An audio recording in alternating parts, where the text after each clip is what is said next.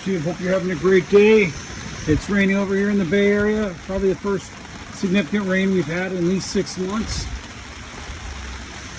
So I got out the 425C Coleman here, and we're brewing some coffee. It's almost done. Today was took the day off for Veterans Day, but I was gonna go and work on the BMW X5, change out the valve cover gasket. So I think we're still gonna do it. We're still gonna do it. So anyway, we'll come back in a little while. I'll get everything set up, and we're gonna change out that valve cover gasket and get rid of that oil leak that's dripping on that intake manifold. So never been replaced before, but it's time to do it. So let's get it done. All right, God bless you. All right, hope you're having a great day, YouTube family. All right, so we got the X5 out here, 3.0. We're going to do the valve cover gasket. So right now we got the covers off, and we're going to go ahead and remove the coil packs. We're going to get the stuff out of the way here. We're going to move some of these plugs and everything, and then we're going to go ahead and remove the screws so we can remove the valve cover, and then get the old gasket off, clean everything really clean, put the new one on there, and get it back together. All right, we'll come back in a little while. It's still a little rainy here. We're under the cover of the garage door right now, and yep, that's where we're at. All right, God bless y'all.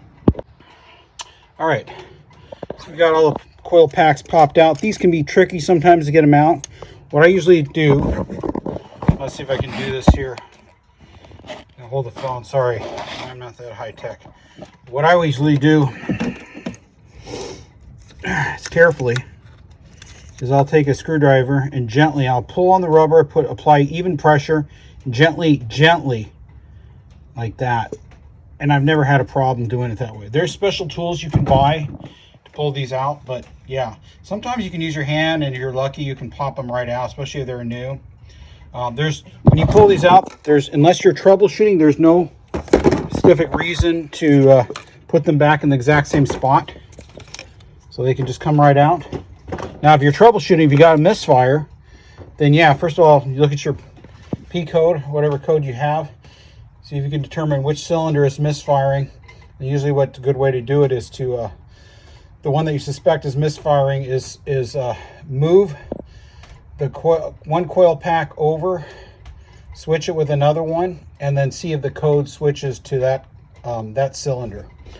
Or if you have a spare coil pack, to swap it out and see if that works. A lot of times misfire is either a coil pack, or it's a spark plug, or it could be build-up of carbon, or an injector.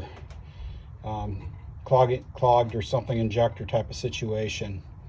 Generally, there's probably a million reasons why things can happen, but yeah, but the standard ones usually is a coil pack or a plug.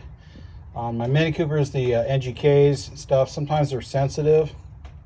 You can have one that's relatively new and it goes bad on you. It just, something happens. I'm telling you, I've had it happen. Anyway, I'm going to get back here. We're going to get this thing apart. I got to get this done so I can take the kids somewhere. I can't leave this car into the garage with the garage open right now. I got to get it done. All right, we'll talk to you a little bit. God bless you all. All right, so one thing I usually want to remind people, you're going to want to remove any wiring harnesses out of the way of your valve cover gasket. A lot of times, though, will be especially for the harness for the coils, there will be a ground wire that you need to undo. And usually these things clip in place to hold this assembly where it's at. And also, like in this case, these got some oxygen sensor clips. So just gotta move them out of the way. These right here. And then just move this out of the way. So we're gonna go ahead and get that undone. And then we're gonna go and start removing the screws out of the way. Luckily this one, the injectors aren't in the way. So this is the only thing that's a pain on this one, is that there's like one 10 millimeter that's in the back here. Most likely. I'm thinking if there isn't, I'm not sure if this one has one. We'll see here. We'll check it out. I don't remember if there was or not. There's one in the front right here. There's one in the front right there. I'm not sure, I can't see back there. Not seeing one. That's interesting. Well, that's good. That is convenient, though. You'd think they would have one back there, but they don't. It's all right. All right, but there is one right over here somewhere, right there in the back corner here. There'll be a couple here. Hidden. All right. Well, I'll come back in a little bit. All right, so we got them all loose. So we're just starting to remove them all.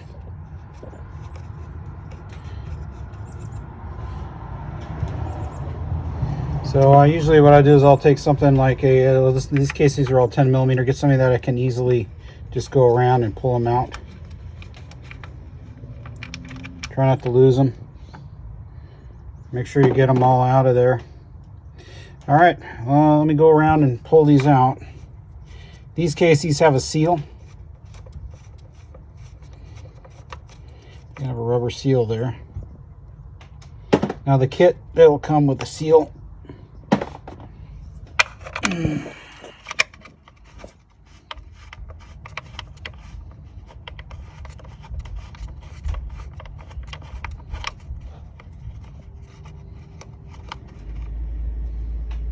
Key is don't drop stuff, especially in the engine bay compartment. I'll get that in a second. All right, we'll bring it back in a little bit. All right, we're back here. So once you get all your screws out, the one thing I always recommend is to just stop for just a moment, relax for a second there, and just inspect and make sure you removed all the screws before you start prying away at the cover. So let's take a quick look here. Got that one, got that one, that one, that one. Let's see here. That one is clear. That one, got that one. Let's make sure here. So we got one in the back corner here. It's hard to see it. Let's see here. Yep, that one's clear. Got that one. That's spark plug hole. That one's good. That one's good. That one's good. Here in the back here. I got that one, that one. Ah, see? Forgot one. That's why. That's why I always tell. Let's just check the other one. So we're good there. All right, so we're going to remove that one. Let's go here. Let's get down here. That's why. That's exactly why.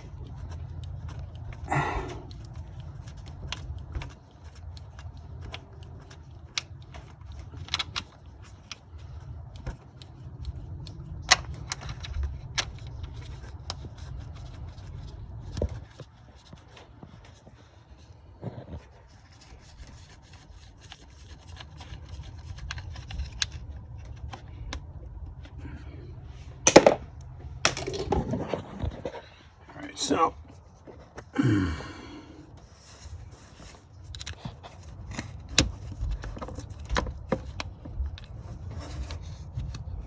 normally I get them both in one shot, but I got the phone in my hand. All right, so I'm going to go ahead and start taking this thing off, gently prying it away. We'll get it in. We're going to remove the old gasket, clean it up, and we're going to apply the new gasket, and we'll get this thing back together. All right, we'll see you in a little bit. All right, so one thing I was going to tell you is that if you have any air hoses going to the, or PVC hoses from your valve cover, you're going to, like Germans usually there's one something like this, and you're going to press at the bottom and the top. I can't do it with one hand. I'll bring it back. All right, so basically you press these top and bottom tabs right here. There's one here and one at the bottom. When you push it, it forces the two sides away and lets it retract, and then you're pulled away there. So I'm not a big fan of taking extra stuff apart if I don't have to, but in this particular case, this little cover is for a little what do you want to call them? They're little fittings or whatever that just pull back a little plastic piece, and then you can release the cover. In this case, it took me about 1 minute. It's worth it. Gives me better access to the front. So in that case, yeah, you want to do something like that. But a lot of times I will not take extra stuff apart. And that's a lot of times why I don't use, I'll review manuals if I've got them, or YouTube videos. But usually I'll make a decision as I go if there's something I really need to do. Especially sometimes it could be a matter of removing a whole front clip from a car to get out an alternator or something like that, and I'll look and see if there's a way to do it without having to do that, if I can do it, or way out if I decide I want to just change out the regulator on an alternator, where I can do it within the car with it, just removing it partially, be able to flip it and change out a regulator and put it back, than having to remove a whole clip to get to remove the that particular part. So anyway, you got to weigh it out. You know, it is what it is. All right, bring you back a little bit. All right, so once I got the valve cover off, like in this particular case, when I get to a certain specific point, like I got the cover off or whatever, a major point, what I recommend is to stop and take a break. Stop, take a break, have some coffee, go have some pie, whatever you want to do. Do something. Chill out for a little while, then come back and then break it up into, like, depending how big the job is, quarters or halves or eighths. Like you're doing a transmission, that might be a 2-week job, a month, depending if you have a spare car. You know, you might want to break that up, type of thing. So anyway, in this particular case, let's see, what do we got there? That's not a big deal. It's just a it's got to see what that one is here.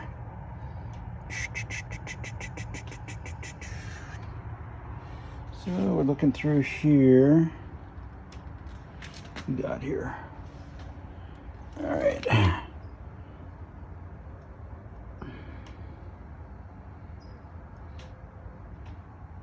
All right, so that one piece goes right there. I'm going to gently remove it and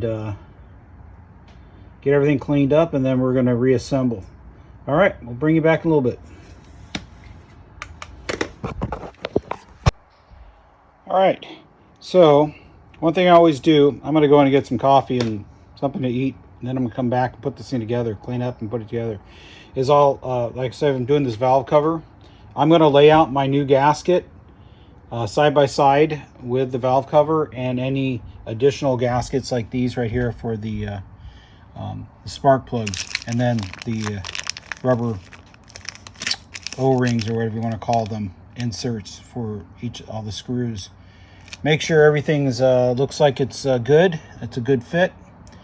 And then I'm going to take my break, and I'm going to come back and I'm going to start getting everything cleaned up and put them on there and get this thing put together. All right, we'll see you in a little bit. All right, well, hope you're having a great day. It's like 1:30ish, maybe 2 o'clock. So we got the Coswell in here, so we can do those 2 AGM tanks. Finishing up this head gasket here. Got the buddy heater out right now. So it's really important, make sure all your sealing surfaces are clean. Get them nice and clean, especially around curves and stuff like that, in places that are hard to see and get around. If you're doing now, follow the instruction of your valve cover gasket manufacturer or the OEM whatever book or whatever you want. But with BMWs, Mini Coopers, when it talks about the curved or going around here, they usually put a little bit of adhesive right there, a little bit of RTV, especially the transition from the curve to the flat. That's specifically, I just put a little bit going around, especially because it's a curved area. Sometimes you might need to put a little bit inside to tack things in and hold them in place, so the gasket's like a little thinner or something, and it's going to pop out on you while you're trying to get the head gasket in place. Anyway, I'm going to get this thing on there, and we're going to start buttoning everything up here. The old gasket is just like rock. It's just solid rock. I mean, yeah. So it was time to replace it. We've got about, what do we got, about 135,000 miles on this, 137, something like that. everything this does when you're in here, always kind of inspects. Make sure you just see anything that's odd. Make sure you didn't miss anything. Make sure there's no debris. Everything looks good, and we're going to maybe give it one more wipe down, a few spots. You're never going to get it perfect, but you just want to make sure there's no oil, too much oil or anything, any debris, any extra adhesives, that type of stuff. You want as clean as you can within reasonable to get a good seal.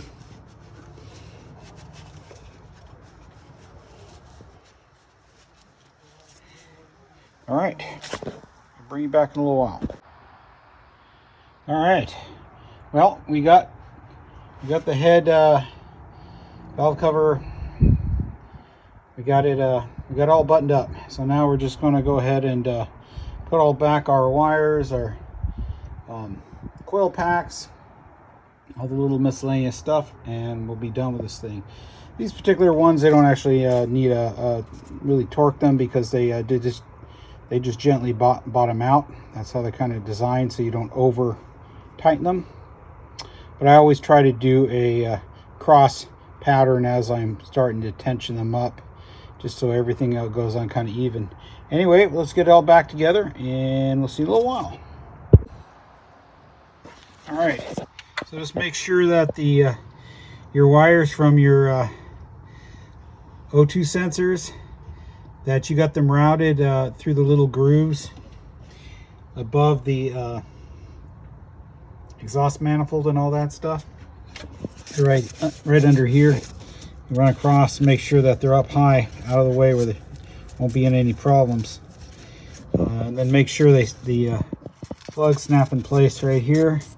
Make sure your ground wire for your fuel injection harness is bolted down, and then now you can start putting in the coil packs. All right, well, we got everything buttoned up. It's all back together. And one thing I recommend when you do some kind of little project like that, changing out a valve cover gasket, you know, airflow meter, whatever it might be, radiator, you know, whatever. It's a really good idea to take an opportunity to just check your fluids at the same time while you're there. Just, you know, it's always good. So let's see, we're good on coolant. Also, just do a quick inspection, make sure you don't have any significant leaks, or at least no leaks you're not aware of. There's some leaks that it's too hard to do them. They're like significant work to get to them, and they're not significant enough, then we usually just leave them alone. Yeah, we're good to go. Then we'll check the oil. Got lots of fluid in there, everything's good. I power washed this not too long ago, clean everything. We just replaced the radiator and all the hoses, power steering, water pumps, all kinds of parts. So it's in pretty good shape here. So we're going to go ahead and check the oil, and then we're going to start it up. We're going to pull it out, and we should be good to go. Take it for a little test drive. That should do it. All right, so we're about half a quart low. It's been a while since I've had to change the oil on this, and we just haven't put that many miles on the car. We use a good synthetic oil, but this time around, about half a quart, which is like, say, not a lot. I had a little leak, but I'm going to go ahead and add some this oil stabilizer. I really like this Lucas oil stabilizer, so we'll add a little bit of that. It's this one's pure synthetic, and we should be okay here. And we'll take it for a test drive. All right, well, we're good to go. We'll let it idle for a little while. I'm going to go get some coffee. I'm going to clean up, and we'll take the kids over to play some games at David Buster's or something here for a little bit on Veterans Day. And yeah, that's where we're at, but we're good to go here. All right, God bless you all. You have a wonderful day.